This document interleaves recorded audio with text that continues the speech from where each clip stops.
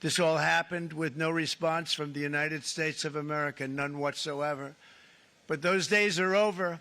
Let me offer just a few examples of the vicious attacks our workers have faced for so many years. The United States charges other countries only a 2.4 tariff on motorcycles.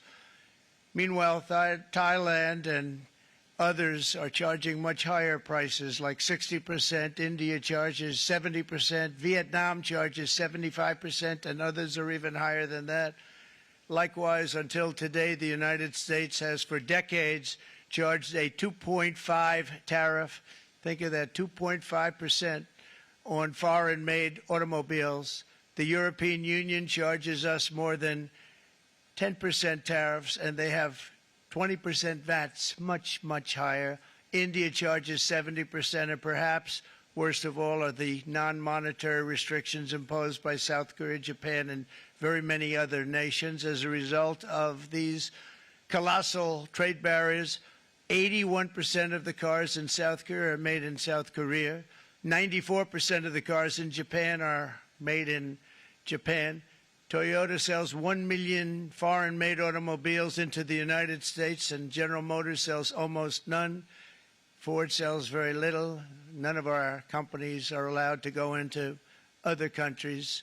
And I say that, friend and foe, and in many cases the friend is worse than the foe in terms of trade. But such horrendous imbalances have devastated our industrial base and put our national security at risk. I don't blame these other countries at all for this calamity. I blame former presidents and past leaders who weren't doing their job. They let it happen, and they let it happen to an extent that nobody can even believe. That's why, effective at midnight, we will impose a 25% tariff on all foreign-made automobiles.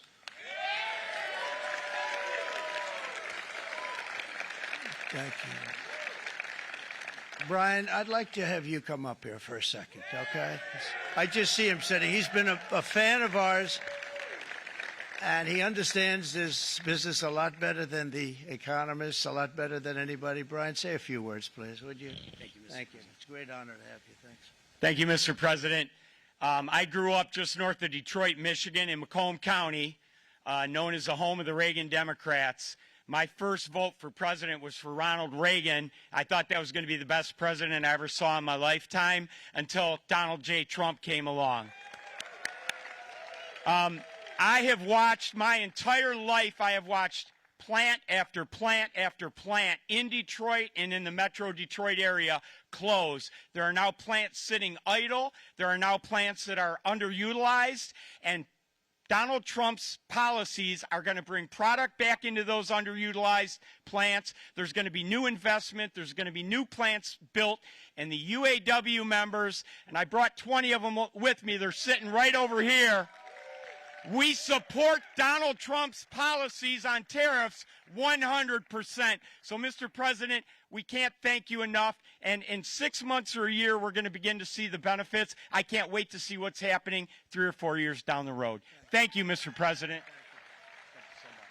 Thank you. What a great guy. He got it right from the beginning. He got it before almost anybody else. This group over there, they got it too. And you know, we won the state of Michigan. We won almost all of them, but we won Michigan by a lot, and I want to just thank you all. The auto workers were fantastic. The Teamsters were fantastic. Everyone was pretty good, I will tell you. Thank you very much. I appreciate it. You're going to be very happy very soon, and you probably see what's happening with all of the, not only car companies, but car companies in particular. You see it with all of the ones they're moving, they're announcing day in, day out. You're seeing it.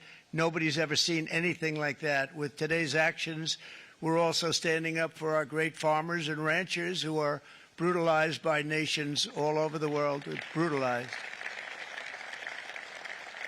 Canada, by the way, imposes a 250 to 300% tariff on many of our dairy products. They do the first can of milk. They do the first little carton of milk at a very low price, but after that it gets bad, and then it gets up to 275, 300%.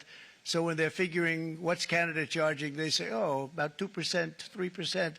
But take a look at what happens down the road. When you look a little bit it's not a pretty picture, and we don't like it, and it's not fair. It's not fair to our farmers. It's not fair to our country.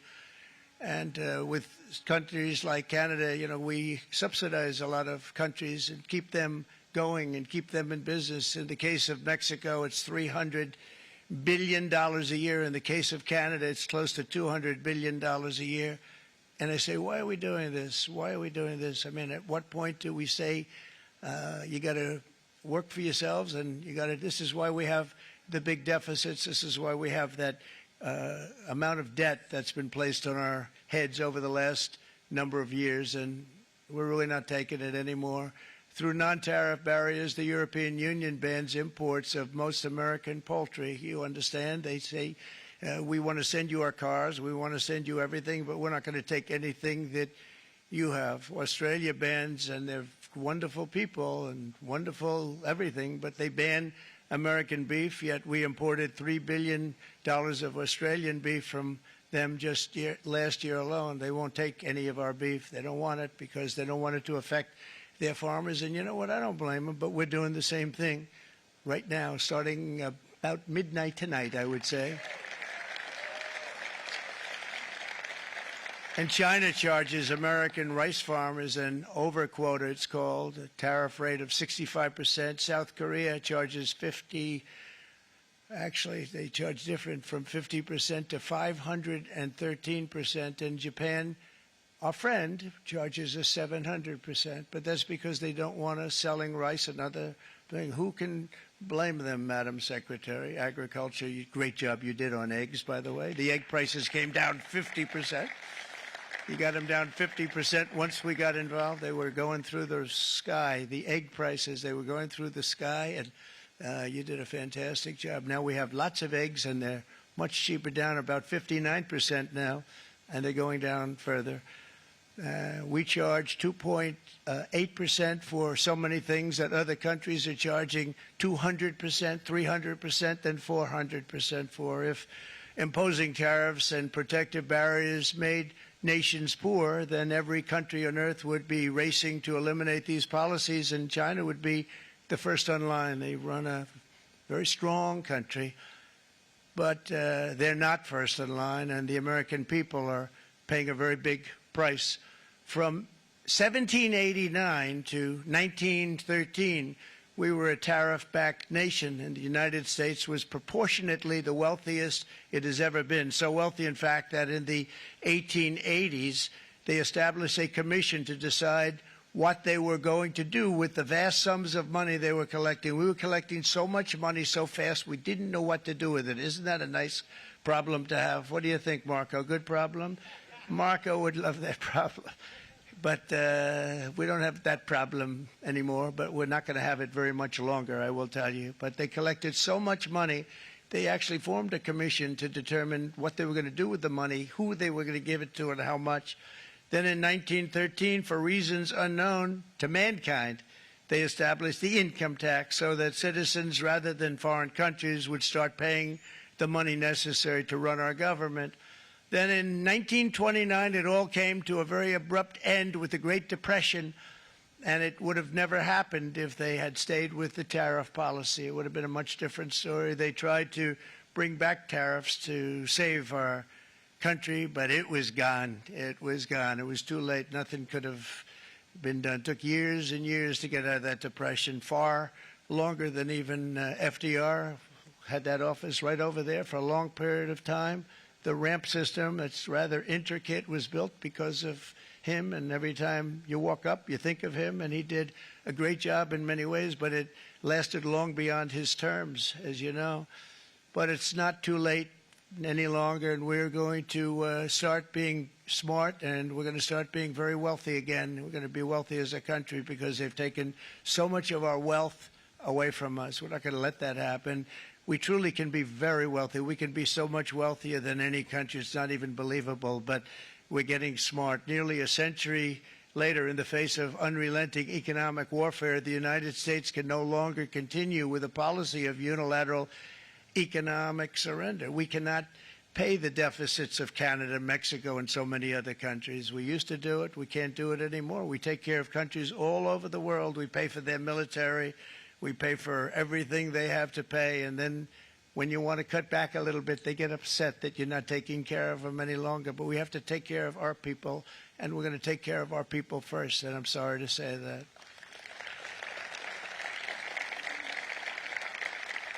And today we're standing up for the American worker, and we are finally putting America first.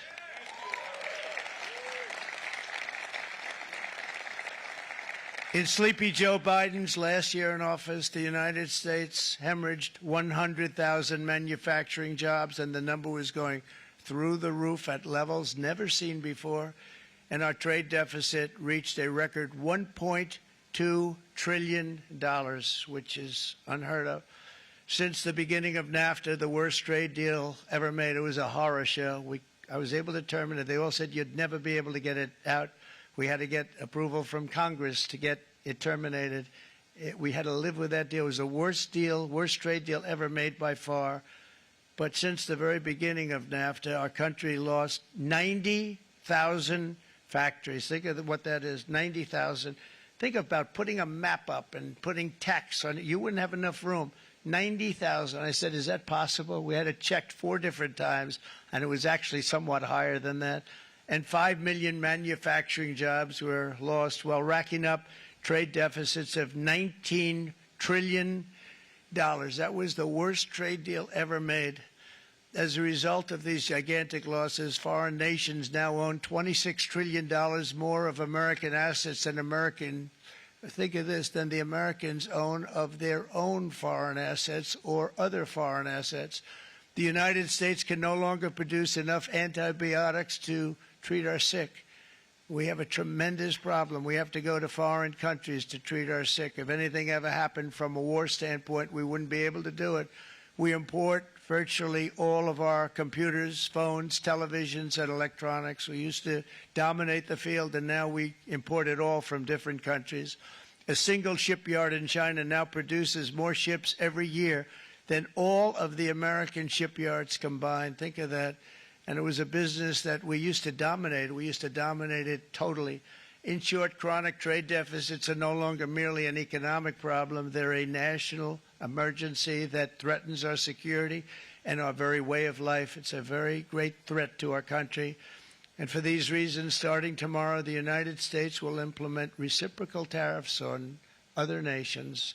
It's been a long time since we even thought of that. We used to think about it a lot. We didn't think about it for many decades, and you see what's happened. For nations that treat us badly, we will calculate the combined rate of all their tariffs, non-monetary barriers, and other forms of cheating. And because we are being very kind, we're kind people, very kind. You're not so kind when you got ripped off with your salaries. My auto worker friends and my Teamster friends and all of the unions that typically voted Democrat, they're not voting Democrat anymore because worker, whether union or non-worker, they're for the Republicans now. That's what happened. But we will charge them approximately half of what they are and have been charging us. So the tariffs will be not a full reciprocal. I could have done that, yes, but it would have been tough for a lot of countries who didn't want to do that. I'd like to see the chart if you have it. Could you bring it up, Howard? This is our great Secretary of Commerce, Howard Lutnick. Thanks, Howard. So if you look at that, China, first row, China, 67%. That's tariffs charged to the USA, including currency manipulation and trade barriers. So 67%, I think you can, for the most part, see it. Those with good eyes, with bad eyes. We didn't want to bring, it's very windy out here. We didn't want to bring out the big charts because it had no chance of standing. Fortunately, we came armed with a little smaller chart. So it's 67%, so we're going to be charging a discounted reciprocal tariff of 34%. I think, in other words, they charge us, we charge them less. So how can anybody be upset? They will be because we never charge anybody anything, but now we're going to charge. European Union, they're very tough, very, very tough traders. You know, you think of European Union, very friendly. They rip us off. It's so sad to see. It's so pathetic. 39%, we're going to charge them 20%, so we're charging them essentially half. Vietnam, great negotiators, great people. They like me, I like them. The problem is they charge us 90%. We're going to charge them 46% tariff. Taiwan, where they took all of our computer chips and semiconductors. We used to be the king, right? We were everything. We had all of it.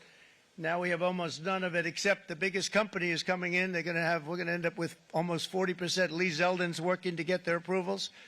And it's an amazing company. Mr. Wei, of one of the great companies of the world, actually. They're coming in from Taiwan, and they're going to build one of the biggest plants in the world, maybe the biggest for that. But 64%, we're going to charge them 32%. Japan, very, very tough, great people. And again, I don't blame the people for doing it. I think they're very smart in doing it. I blame the people that sat right in that Oval Office, right over there, right behind the Resolute desk or whichever desk they chose. Japan, 46%. They would charge us 46%, and much higher for certain items like cars, little items like cars. 46%, we're charging them 24%. India, very, very tough, very, very tough. The Prime Minister just left. And he's a great friend of mine, but I said, you're a friend of mine, but you're not treating us right. They charge us 52%. You have to understand, we charge them almost nothing for years and years and decades. And it was only 7 years ago when I came in, we started with China and charged them. We took in hundreds of billions of dollars from China in tariffs. And they understood, honestly. President Xi understood. He said, look, I understand. And the other countries, and they all understand. We're going to have to go through a little tough love, maybe, but they all understand. They're ripping us off, and they understood it. Prime Minister of Japan, Shinzo Abe. He was a fantastic man. He was unfortunately taken from us, assassination. But I went to him and I said, Shinzo, we have to do something. Trade is not fair. He said, I know that, I know that. And he was a great gentleman. He was a fantastic man, but he understood immediately what I was talking about. I said, Shinzo, we have to do something. He said, I know that. And we worked out a deal, and it would have been a much better deal, but frankly, there were many years left in the deal that was made previous to my getting there, but it was something. If you look at Switzerland, 61% to 31%. Indonesia, Malaysia, Cambodia. Oh, look at Cambodia, 97%. We're going to bring it down to 49. They made a fortune with the United States of America. United Kingdom, 10%, and we'll go 10%. So we'll do the same thing.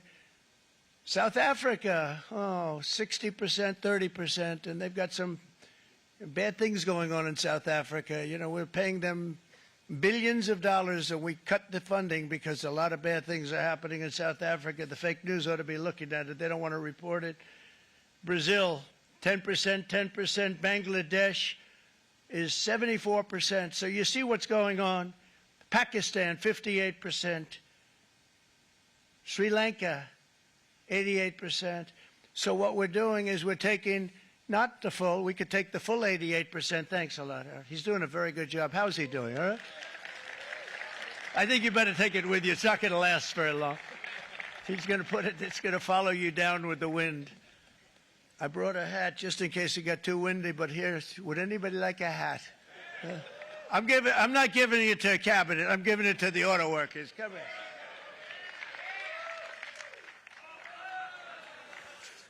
Thank you, fellas. Get it. That's it. That's it. They deserve it more than our cabinet. Our cabinet has plenty of hats. But you see the numbers. The numbers are so disproportionate. They're so unfair. At the same time, we will establish a minimum baseline tariff of 10%. You notice that on the chart. And that'll be on other countries to help rebuild our economy and to prevent cheating. So we're going to have a minimum of cheating, and we're going to be very severe on the people that at the gate that watch the tariffs and watch the product coming in, because there's been a lot of bad things happening at the gate because the money is so enormous that you're talking about. There's never been probably anything like it in terms of the enormity, and there are a lot of bad things happen at the people that do the check-in. They're looking at 10-year jail sentences if they do play. We're going to treat them so good, but if they cheat, the repercussions are going to be extremely strong. Foreign nations will finally be asked to pay for the privilege of access to our market, the biggest market in the world. We're right now the biggest market in the world. We had a great country 4 years ago in terms of the economics. We were doubling up on China. We were doing so well. Nobody was going to catch us, but so much of it slipped away over the last 4 years under Biden. I campaigned on this policy throughout last year, and today that promise was made, and it was also a promise, as you know, that was kept. Promises made, promises kept. To any company that objects to our common sense reciprocal tariffs, again, reciprocal, back and forth, back and forth. And I call this kind reciprocal. This is not full reciprocal. This is kind reciprocal. But what we do is we cut it in half. We charge them. My answer is very simple if they complain. If you want your tariff rate to be zero, then you build your product right here in America, because there is no tariff if you build your plant, your product in America. And we've seen companies coming in like we've never seen before. Likewise to all of the foreign presidents, prime ministers, kings, queens, ambassadors, and everyone else who will soon be calling to ask for exemptions from these tariffs. I say, terminate your own tariffs, drop your barriers, don't manipulate your currencies. They manipulate their currencies like nobody can even believe, which is a bad, bad thing and very devastating to us. And start buying tens of billions of dollars of American goods. Tariffs give our country protection against those that would do us economic harm. And many people were looking to do us economic harm. Maybe not so obviously, but they were doing tremendous economic harm. But even more importantly, they will give us growth. These tariffs are going to give us growth like you haven't seen before. And it'll be something very special to watch. I am so looking forward. And Brian, it's going to happen even faster than you said. You know, you might say, but it's already started. It's already started. Work's already begun on plants all around the country. And you see that as before. These are big, rich companies. We have $61 billion started on a big plant going up. It's going to be announced over the next 2 days, and they already started work. Many of these the biggest companies in the world, they've committed to build, build, build. We're going to build, build, build, sir. And they came here to see me, and they wanted to know if they could have a press conference. I do as many as I can. I'm pretty busy trying to stop Russia and Ukraine and the Middle East. We got to stop that. We got to stop the Houthis, which we're making tremendous. They like shooting ships down and out of the water, sinking ships. They get a kick out of it, but they're not getting such a kick out of it now, are they, Mr. Secretary? They're not getting such a kick out of that now. But here are just a short list of some of the companies that have already announced and committed to investment. And this is a company that built its factories and its plants in China. Apple is going to spend $500 billion. They never spent money like that here. They're going to build their plants here. SoftBank, OpenAI, and Oracle, great companies, are investing $500 billion almost immediately.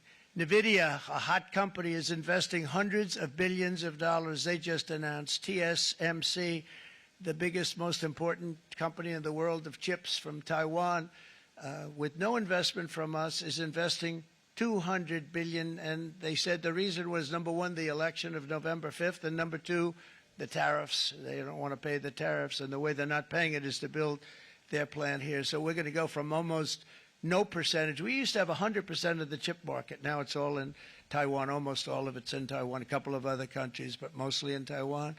And think of it. We had 100%. We lost it because of people in that office that didn't do their job. They allowed it to be stolen from us.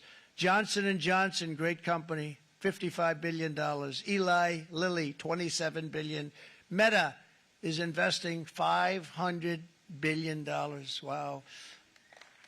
DeMac is investing $20 billion. CMA, CGM, $20 billion. And then you have Merck and Clarios, Stellantis, General Motors, GE Aerospace, Honda, Nissan, Hyundai are all putting in billions and billions of dollars, and they're committed 100%. So.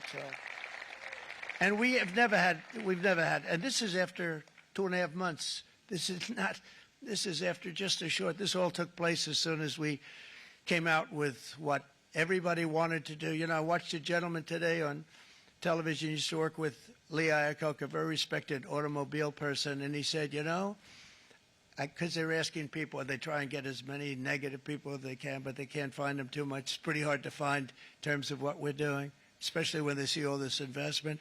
They said, so tell me, what do you think of what Trump is doing from the automobile standpoint? He said, I can't believe it.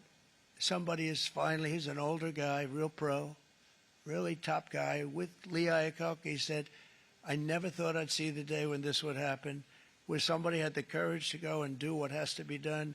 This is transforming our nation. Our entire nation is going to be transformed, not only with the cars, but on every single other item that's built. We're going to become an industrial powerhouse. And he said that so beautifully today. In fact, I'm going to find out, I'm going to get a tape, and Bruce, I'm going to get that tape, and I'm going to send it to you out in Long Island, and you're going to play it for the people. And all your union workers and your non-union workers out there, you got a pretty even split. But we have, so far, it looks like we're going to have about $6 trillion of investments, and you wouldn't do that in years in this country over the last number of years. $6 trillion, and that's going to be much higher by the end of the year. And think of what $6 trillion is. You wouldn't have even a small percentage of that under this other system. We're going to be an entirely different country, and it's going to be fantastic for the workers. It's going to be fantastic for everyone. There will never have been a transformation of a country like the transformation that's already happening in the United States of America. It's an incredible thing to watch, and it's incredible to meet with the top people, people that you read about, very wealthy people, or people that are great managers and executives and presidents of big public companies, and to watch the enthusiasm they have now that they didn't have. They gave up on our country. They went to foreign countries and they built. Companies are pouring into our country at levels never seen before, with jobs and money to follow, and it's really beautiful. In the coming days, there will be complaints from the globalists and the outsourcers and special interests and the fake news. Always, the fake news will always complain. But never forget, every prediction our opponents made about trade for the last 30 years has been proven totally wrong. They were wrong about NAFTA. They were wrong about China. They were wrong about the Trans-Pacific Partnership, which would have been a disaster if I didn't terminate it. If I didn't terminate that, United Auto Workers, you would have had no jobs in this country. You would have had no jobs. It was all going to other countries. In my first term, they said tariffs would crash the economy. Instead, we built the greatest economy in the history of the world. And again, I have great respect for President Xi of China, great respect for China, but they were taking tremendous advantage of us, and I commend them for that. I say, hey, if you can get away with it, that's okay. But, you know, they understand exactly what's happening, and they probably, most of them are saying it's about time they did something, but, and they're going to fight, and they're going to fight fair. Everyone's going to fight. You know, it's like, I say to the leaders, look, you got to take care of your country, but we have to start taking care of our country now. We can't do what we've been doing for the last 50 years. From the day of my election, the stock market went up in my first term 88%, with NASDAQ going up 155%, more than any president has ever had in any term in office, by far. And I think we're going to blow that away. And maybe the numbers won't show, but I think they're going to show much better than even those numbers. But what you're going to see is you're going to see activity, that empty, dead sites, factories that are falling down. Those factories will be knocked down, and they're going to have brand new factories built in their place. They're not only talking about renovating, they're talking about brand new, the best anywhere in the world, the biggest anywhere in the world. I have a friend who builds car plants, and I said, I want to see the biggest and the best. He said, well, we have to go to Mexico. I said, no, I want to see it in the United States. He said, we're not building them in there. This is a year and a half ago during the campaign. He said, we're not building it. You'd have to go to Mexico. When I was starting to decide to run, and I went to #1 in the polls very rapidly, I want to say, like let's say in the first hour. And then shortly thereafter, it looked like I was going to win, and the fake news was saying, oh, no, don't do this. What they don't know is if I didn't win, they would have really been in trouble because nobody wants to read them anyway. But I tell you what, when it looked like I was going to win, I announced that I was going to be doing exactly what we're talking about today. Great consistency, actually, because I've been talking about it for 40 years. But because I saw what was happening 40 years ago. If you look at my old speeches when I was young, very handsome, my old speeches, and that people would say I'd be on a television show, I'd be talking about how we were being ripped off by these countries. I mean, nothing changes very much. The only thing that changed were the countries, but nothing really changes. But it's why it's such an honor. It's such an honor to be finally able to do this. If you look at China, I took in hundreds of billions of dollars in my term, hundreds of billions. They never paid 10 cents to any other president, and yet they paid hundreds of billions, so much so that Biden couldn't do anything. They wanted to try and terminate it because he had a very special relationship with China. You know what the relationship was? He had a special relationship. But the numbers were so big, that they couldn't do it. So they did ease it up. They did things that they shouldn't have done. They made it a lot more comfortable for them, but they couldn't do it because the numbers were hundreds of billions of dollars, and I did that. And we were on our way to doing something like incredible. And then we had a very bad election happen, a very bad election. A lot of bad things happened. So when I said we got to do it again, I said we have to make it too big to rig. And we made it too big to rig, and we won in records, and it was a monumental win. And it was such an honor to see so many of you, like Brian and your friends, here with us to celebrate and to, more importantly, celebrate what we're doing, because that wouldn't be a full celebration if we didn't do this, because this will be an entirely different country in a short period of time. It'll be something the whole world will be talking about it. The critics made the very tired predictions earlier this year, but in February, core inflation dropped to the lowest rate in 4 years. And the price of eggs, as you know, just in a month and a half, we were there for 4 weeks. And the first week, I got blamed for eggs. I said, I just got here. They said eggs have gone up at like 250%, and you can't get eggs. And they were going crazy. And I said, I just got here.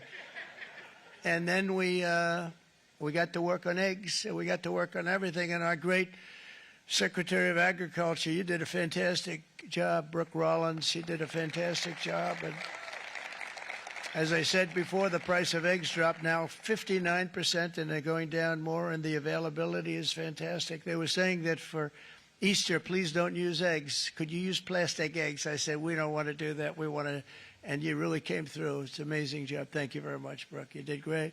But likewise, an old-fashioned term that we use, groceries. I used it in the campaign.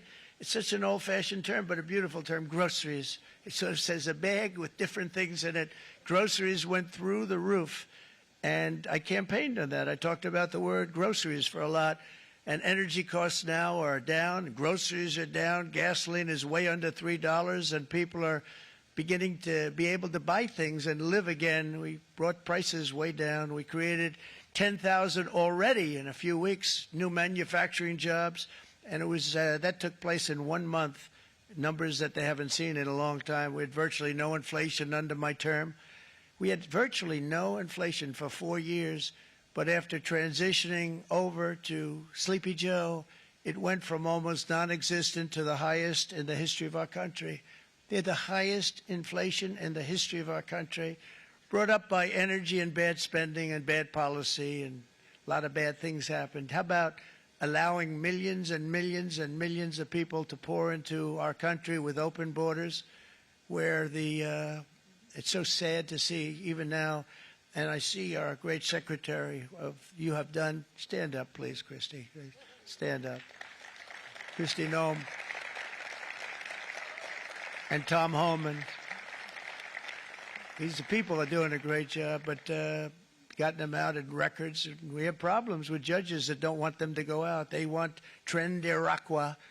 and they want MS-13, the most vicious gangs ever. Nobody's ever seen anything like it. Absolute killer gangs. They kill people. They don't even think about it.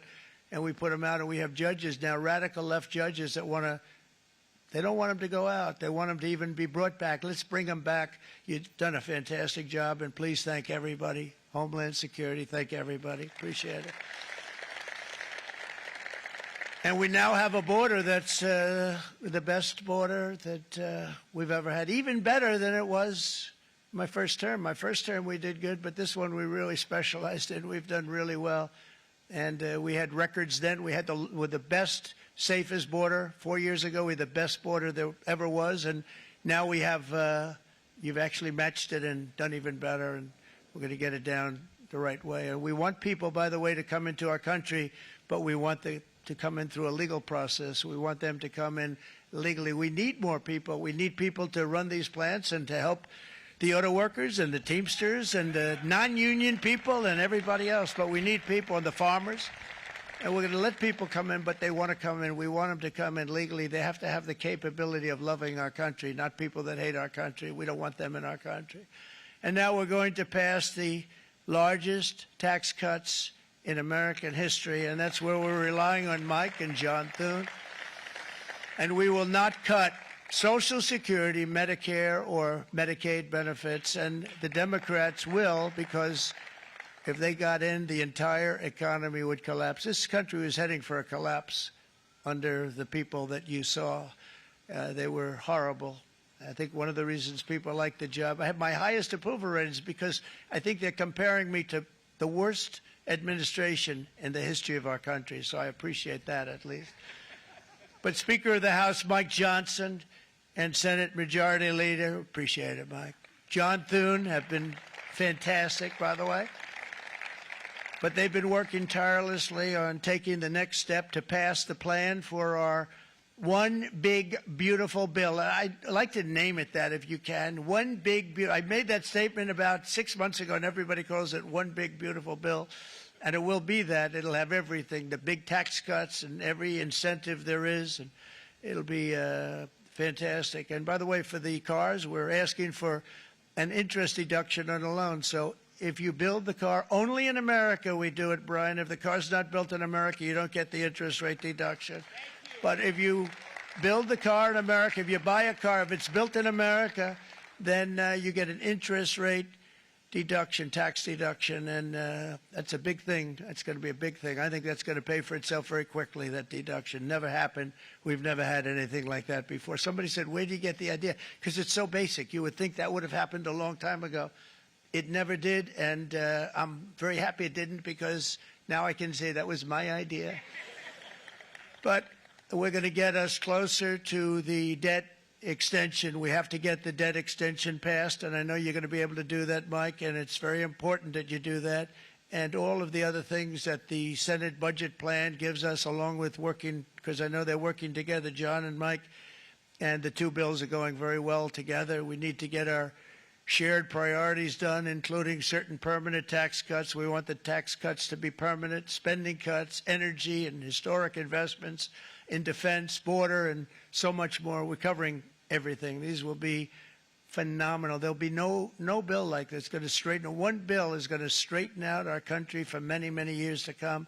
And we said, let's just do it and let's get it done. And some guys will love it and some guys will like it a little bit less because they're not getting what they were exactly looking for, but they're getting a lot. They'll never, if we get this done, it'll be the most incredible bill ever passed in the history of our Congress and Senate and congressmen, the senators and the congressmen, many of whom are here today, will be very proud of themselves. I really believe that.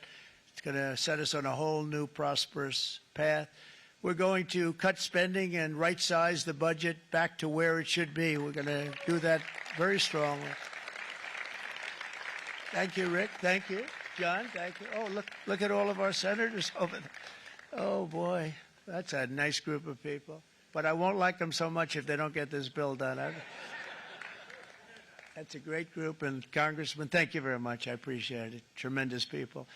The Senate plan has my complete and total support, and the House plan, likewise, is very similar. They're moving along pretty much at the same clip, and as soon as you're ready, you'll show it to me, and I'm sure it'll have my support, Mike.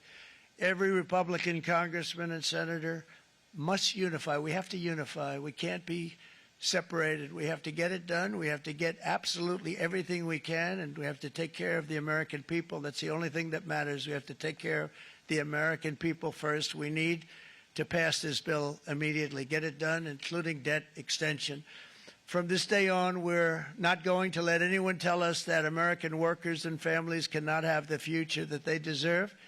We're going to produce the cars and ships, chips, airplanes, minerals, and medicines that we need right here in America. The pharmaceutical companies are going to become roaring back. They're coming roaring back. They're all coming back to our country, because if they don't, they got a big tax to pay. And if they do, I'll be very happy, and you're going to be very happy, and you're going to be very safe. We're going to build our future with American hands, with American heart, American steel, and we're going to build it with American pride like we used to.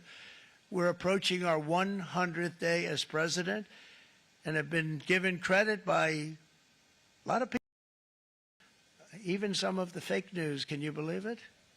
Which in this case hopefully isn't fake, for having done more in that time than any other administration in the history of our country in the first 100 days. I think we've had an amazing, in terms of what we've done, what we've gotten accomplished.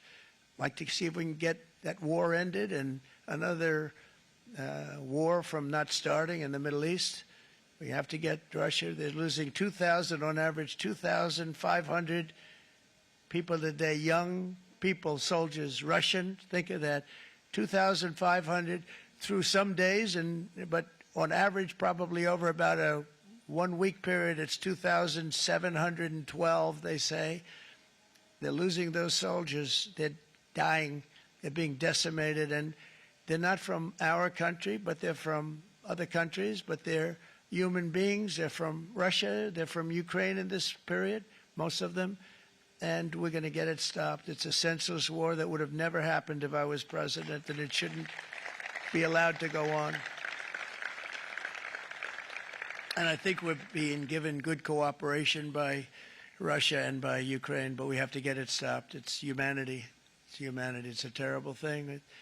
This will be a very big moment. I think you're going to remember today. It's going to be a free nation that we're dealing with. We're going to have a very free and beautiful nation. It's going to be Liberation Day in America, and it's going to be a day that hopefully you're going to look back in years to come and you're going to say, you know, he was right. This has turned out to be one of the most important days in the history of our country. God bless you, and God bless America. Thank you, everybody. Thank you very much. Thank you. Thank you very much.